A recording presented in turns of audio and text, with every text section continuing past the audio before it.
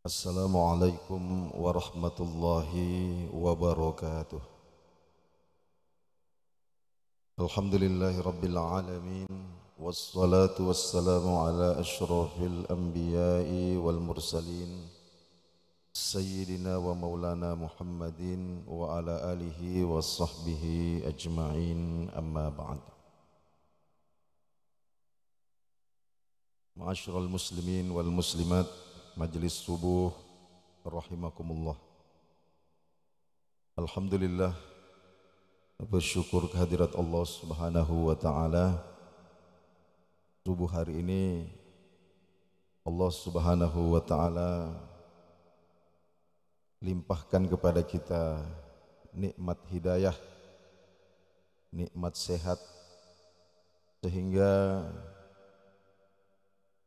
disempatkannya kita kemudian untuk menunaikan kewajiban kita kepadanya.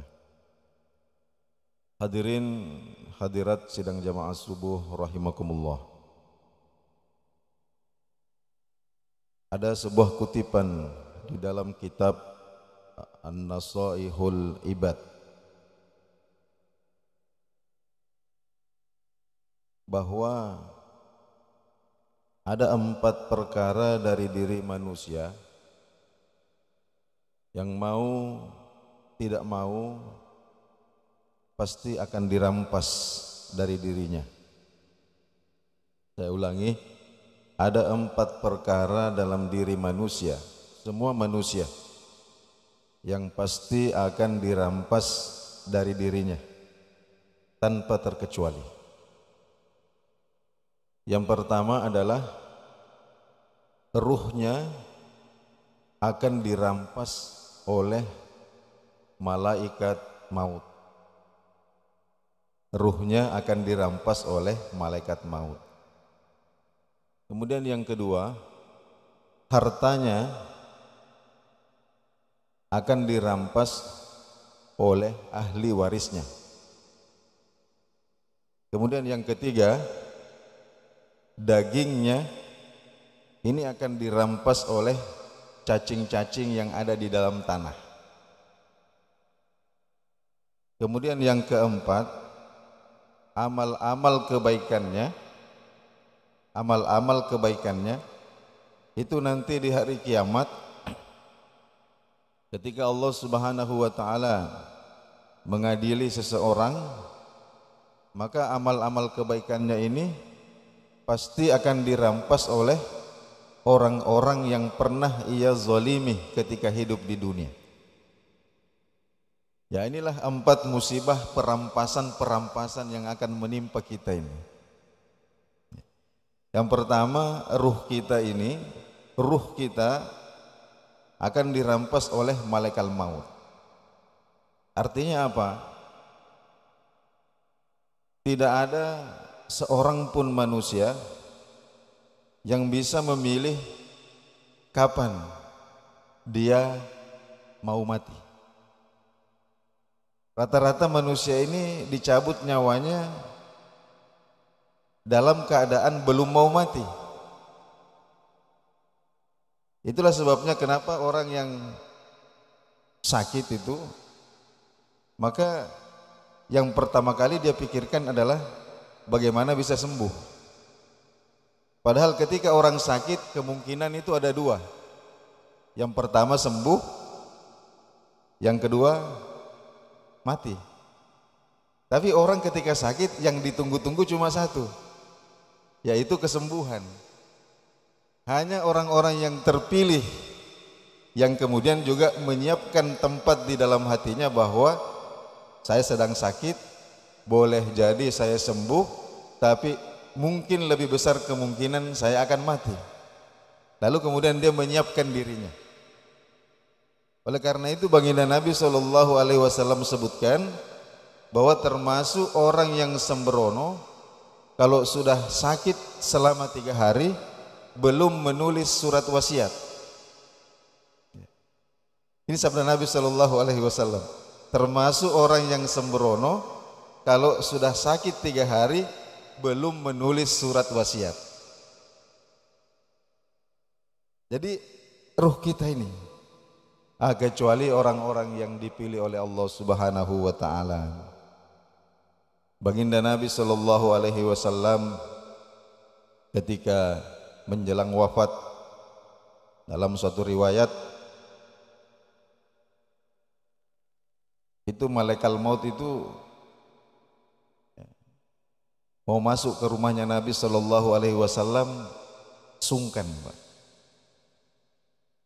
Untuk mencabut nyawanya Nabi, malaikat maut sungkan, tidak enak hati.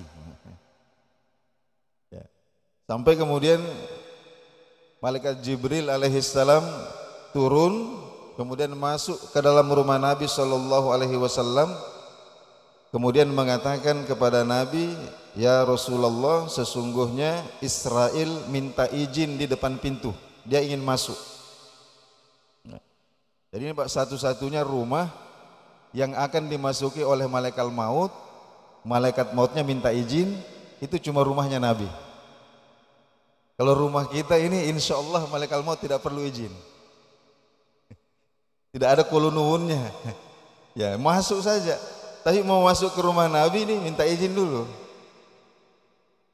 Lalu kemudian Nabi mengatakan izinkan dia masuk.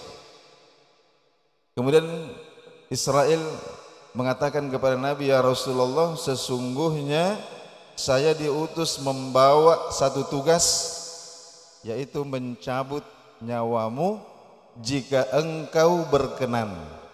Bayangkan ini, Pak. Mencabut nyawamu jika engkau berkenan. Kira-kira kita ditanya begitu nanti ya. Jika engkau berkenan. Maka kemudian baginda Nabi sallallahu alaihi wasallam menoleh kepada Jibril.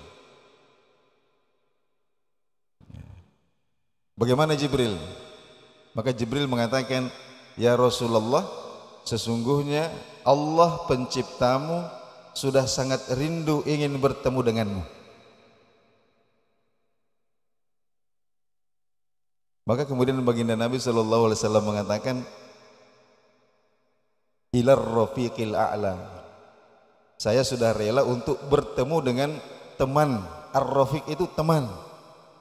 Al-a'la yang maha luhur, yang maha tinggi. Maknanya Allah Subhanahu wa taala. Lalu kemudian ruh beliau diambil. Lebih unik lagi Nabi Ibrahim alaihissalam. Ini dalam sebuah riwayat yang sahih diceritakan bahwa ketika malaikat maut mendatangi beliau, beliau mengatakan kepada Israel, "Wahai Israel, kamu tahu saya ini siapa? Saya ini Khalilullah. Saya ini kekasihnya Allah." Israel mengatakan, "Saya datang mau mencabut nyawa Anda." Ibrahim mengatakan, "Israel, kamu tahu saya ini kekasihnya Allah. Masa ada orang yang mau membunuh kekasihnya sendiri?" Nabi Ibrahim, masa ada orang yang mau membunuh kekasihnya sendiri? Sampai kemudian malaikat Israel ya bingung sendiri. Akhirnya kembali kepada Allah Subhanahu wa taala. Kemudian dia sampaikan bahwa ini Ibrahim, saya mau cabut nyawanya. Dia bilang, "Masa Allah mau membunuh saya? Saya ini kekasihnya Allah. Tidak mungkin ada kekasih yang mau membunuh kekasihnya." Tapi kemudian Allah mengatakan kepada Israel, "Kamu kembali, beritahu kekasihku Ibrahim, tanya dia, masa ada kekasih yang tidak mau bertemu dengan kekasihnya sendiri? Masa ada kekasih yang tidak mau bertemu dengan kekasihnya sendiri?"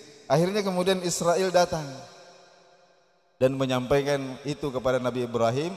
Maka kemudian Nabi Ibrahim mengatakan, "Kalau begitu aku rela bertemu dengan kekasihku." Maka ruhnya pun diambil. Itu Nabi Ibrahim, itu baginda Nabi Muhammad sallallahu alaihi wasallam. Kita bagaimana? Nah, kalau kita ini ya ada kemungkinan besar dirampas. Jadi ruh ini akan dirampas. Oleh karena itu hadirin yang dimuliakan Allah Subhanahu wa taala, ada yang disebutkan dalam Al-Quran, orang yang meninggal ketika ruhnya diambil itu dalam keadaan ridho kepada Allah Subhanahu wa taala. Maknanya rela. Rela kepada Allah Subhanahu wa taala. Ya. Disebutkan bahwa ini adalah orang-orang yang dalam kehidupan dunianya ini selalu memberikan perhatian kepada ruhnya. Jadi bukan hanya memberikan perhatian kepada jasadnya, tapi juga memberikan perhatian kepada ruhnya.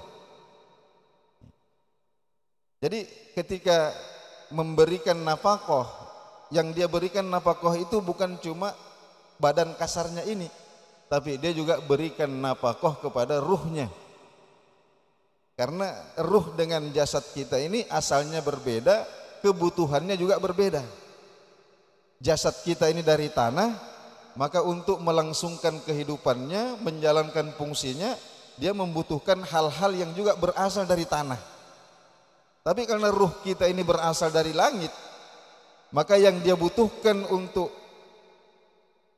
konsistensinya itu tidak lain dan tidak bukan adalah asupan-asupan yang juga berasal dari langit.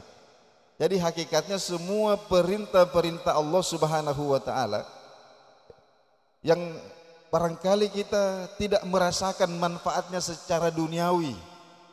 Mungkin sudah 10 tahun, 20 tahun, 30 tahun kita sholat berjamaah, tapi keadaan ekonomi kita ini masih pas-pasan, tidak meningkat. Ini kita tidak pahami bahwa memang fungsi utama sholat itu adalah sebagai makanan nutrisi bagi ruhani kita. Begitu juga semua ibadah-ibadah yang lain. Nah, siapa yang tidak ingin ruhnya dirampas, hendaklah memperhatikan. Maka ketika kebutuhan ruhiyah terpenuhi, ruh ini nyambung kepada penciptanya. Sebab yang bikin ruh kita itu gelisah, susah, tidak lain dan tidak bukan kenapa? Karena dijauhkan dari penciptanya. Hubungannya dengan penciptanya diputus. Masalah kita ini miskin, masalah kita tidak makan, masalah kita ini punya utang, itu sebenarnya ruh kita tidak ada urusan dengan itu. Nah ini hadirin yang dimuliakan Allah Subhanahu wa taala. Jadi yang pertama akan dirampas itu adalah ruh kita. Setelah ruh itu dirampas, maka kita akan mengalami perampasan yang kedua. Kita sudah meninggal. Apa itu yang kedua? Harta benda yang kita tinggalkan ini akan dirampas oleh ahli waris kita, suka atau tidak suka. Istri kita di rumah ini masih mau tidur sama kita, masih mau baring sama kita, masih mau sama-sama kita. Kenapa? Karena kita masih hidup. Anak kita ini masih mau pijit-pijit kita, masih mau bicara-bicara dengan kita. Kenapa? Karena kita masih hidup. Kalau sudah mati, itu bahasa kasarnya, mau atau tidak, kita akan dibuang. Faktanya, tidak ada yang mau menemani. Lalu kemudian harta benda yang kita tinggalkan ini akan diwarisi, dibagi. Setelah itu kemudian kita dikuburkan. Kita akan mengalami lagi perampasan yang ketiga. Apa itu? Kulit kita sampai daging-daging kita ini akan dirampas oleh cacing-cacing tanah. Hanya menyisakan tulang belulang saja. Jadi apa yang begitu banyak menyita perhatian kita dalam kehidupan dunia ini, begitu kita perhatikan, bahkan kita lihat terutama kaum perempuan ini, banyak yang rela membelanjakan hartanya sampai berpuluh-puluh bahkan beratus-ratus juta. Untuk apa? Untuk merawat fisik, untuk merawat fisiknya. Bagaimana kulitnya halus, bagaimana wajahnya glowing, bagaimana sampai ratusan juta uang diinfakkan, dibelanjakan untuk. Tapi ternyata kemudian ketika mati apa yang terjadi?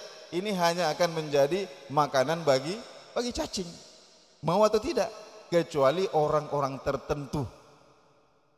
Jadi ada jasad-jasad tertentu yang mohon maaf, ini cacing tanah segan untuk memakan. Segan untuk memakan. Di antara yang masyhur adalah jasadnya para syuhada. orang-orang yang mati syahid. Kemudian yang kedua, jasadnya guru-guru mengaji. Ini banyak juga orang temukan, ini masih banyak ruh, masih banyak jasad yang utuh setelah berpuluh-puluh tahun dikubur. Kemudian ketika diselidiki ternyata mereka punya profesi ini adalah guru-guru mengaji, orang-orang yang mengajarkan Al-Quran. Tapi sedikit, kebanyakan itu hancur dimakan dagingnya oleh cacing tanah. Dan yang paling mengerikan, hadirin yang dimuliakan Allah Subhanahu wa taala, adalah di hari kiamat nanti kita akan mengalami perampasan yang ketiga. Apa itu? Semua amal-amal kebaikan kita akan dirampas oleh siapa? Oleh orang-orang yang pernah kita zolimi dalam kehidupan dunia ini. Kita belum minta maaf. Ya, ini masyhur. Nabi SAW sabdakan, wahai sahabatku, atadruna mal muflis, tahukah kalian siapa orang yang bangkrut itu? Maka kemudian para sahabat mengatakan, ya Rasulullah, kami ini pedagang. Orang bangkrut itu adalah orang yang kehilangan, orang yang usahanya tidak untung, kemudian modalnya hilang, kemudian ada utangnya. Itulah orang yang bangkrut. Bukan beruntung malah buntung, modal hilang, aset terbang, utang banyak. Nabi mengatakan, ya itu bangkrut, tapi itu belumlah orang yang bangkrut sebenarnya. Lalu siapa orang yang bangkrut sebenarnya? Itulah tadi, orang yang datang di hadapan Allah dengan membawa amal-amal solihnya. Sholatnya dia bawa, puasanya dia bawa, zakat, sedekah, infak, dia bawa semua. Akan tetapi ketika hidup di dunia dia suka menyakiti si ini, suka menyakiti si fulan, menzolimi ini, menzolimi itu. Lalu kemudian semua amal kebaikannya akan diberikan kepada orang-orang yang pernah ia zolimi. Dan kalau itu belum mencukupi, maka dosa-dosa orang yang pernah ia zolimi akan diberikan kepadanya. Hadirin yang dimuliakan Allah Subhanahu wa taala. Maka kita ingat-ingatlah bahwa ternyata kita manusia ini adalah barang rampasan. Barang rampasan akan dirampas dan tidak bisa kita menolak.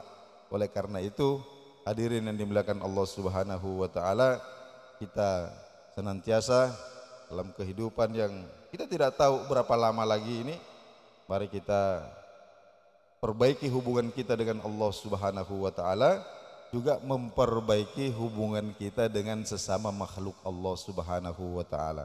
Bukan hanya manusia, tapi juga dengan makhluk-makhluk Allah Subhanahu wa taala yang lain. Jangan melakukan kezaliman, karena ini akibatnya akan fatal sekali. Inilah barangkali yang sempat saya sampaikan pada subuh hari ini. Lebih dan kurang mohon dimaafkan. Wassalamualaikum warahmatullahi wabarakatuh.